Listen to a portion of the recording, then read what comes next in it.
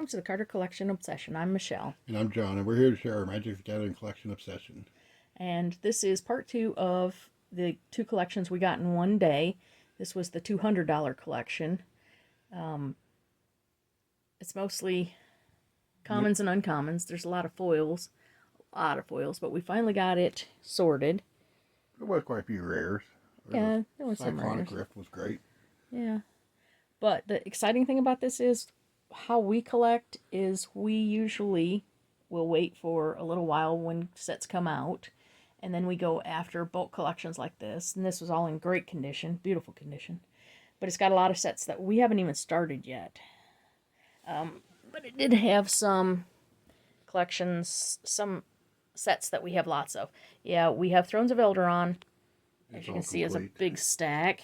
We have that complete. And actually, John put together a master set. He's got all the promos, all the foils, all the regular ones, all the extended art foils. So those will be bulked out. Let's see, Theros.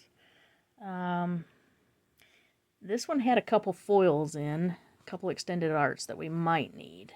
But basically, that set, Crimson Vow, is done. This, I am very curious as to why. So most of these sets are much newer, but there was a big stack of Conspiracy in there, which I like, and there's a bunch of foils. We don't go after foils, but if they come in a collection like this, we will save them, but we don't keep them like how we keep the rest of the locker. This is how we do every collection. Since the very first collection we got, we put them all into set, and then we'll check them for the collection to see if we need any cards for the collection, and then we'll check to see if we need them for the locker. And on the locker, a lot of the commons and uncommons we already got marked, and they'll have a red circle around them on the box, so we know we don't need no commons or uncommons in the locker, so we can just bulk them straight out. So it basically goes a lot faster. Yeah, so this was cool. We have some of these sets down here. We had none. We have none. So we're going to add a lot to this collection. All these ones we pulled to the front, we have none of. Sadly, there's only tokens of this set, but we have none of it. Oh, these were cool. These were a few good ones. Yeah, we'll fight over that first one. Yeah. We're both collecting that set. I love those. Yeah, we got quite a few of those. And that's a nightmare. Which one? Pre-release. Yeah, I like that one. But that one, we have gotten in almost every single collection. Yeah. Ever. This one's still sealed, though, so that makes it really nice. Yeah. That has a promo also. Yeah, so we will need those. So, for a $200 collection of mostly commons and uncommons, we're going to add a lot to the locker. This was weird, though. There was like 1 or 2 of a lot of old sets. Yeah, a few rares. So, when we sort, you'll see the sideways pile. That's list cards. I hate them things.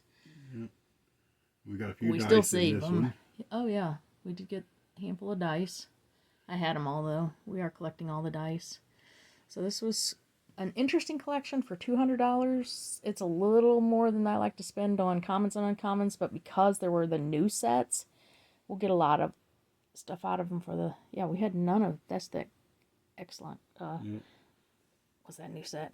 Dominaria Remastered. No, the Caves of Excellent. What? Rivals. No. Caverns of Excellent. Yep. Wow, that just... We're doing this early on a Sunday morning, so my brain is not functioning now.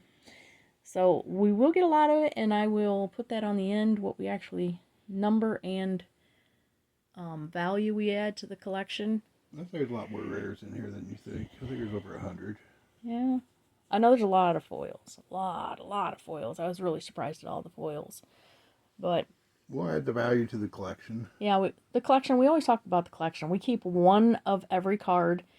We keep 1 of every foil. We keep 1 of every extended art, whatever, for the collection. Yeah, all goes in the binders. And then after that, we'll put them in the locker. We keep 2 play sets of everything. And then beyond that, we do have a friend that we've been dealing with quite a bit. He's pretty cool. He's a 2-hour drive, but we make it an adventure. So we take him most of our bulk. Yeah, we usually take him at least 80,000 every time we go. Yeah, he's a very cool guy. But he makes it worth the trip.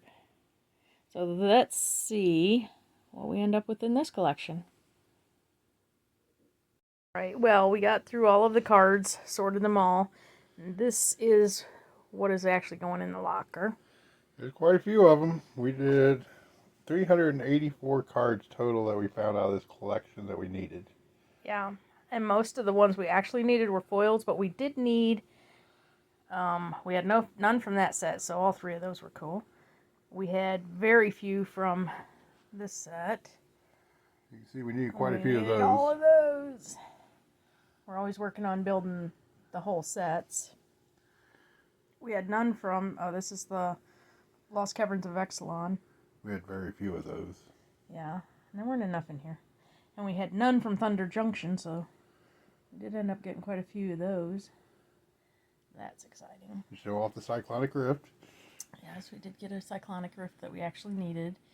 We got that one. That's a $40 card, and that one's $30 card. So we were sorting these, and what was there, 6,000 cards? 5,000 cards? Yep. And I was getting very discouraged because this is not a very big pile out of 6,000 cards, and we paid $200 for this collection. But it came out, the cards that we're actually putting into the collection is $205.52. Which is thrilling because then we still have 4,500 that we'll sort and put into the locker for spares for deck building. We probably got another 4,500 that go in for about 2,000 that are bulk cards. And then we had 155 extra foils that would go into the quarter box, and a couple of them were a couple dollar cards. So yeah, I don't collect foils. I'll get one of each when we get them in a collection like this, but I don't go after foils, and I don't keep more than one. So anything after our first one, we usually put in a box. We do a local show in Hilliard every 3 months. It's the only show we do. We just do it for fun, and we'll sell all the foils for $0.25 a piece. well, unless they go in the binder. Well, unless they're like really expensive, but usually I like to give people a deal. If they're $2 or $3, I'll give them to them for $0.25.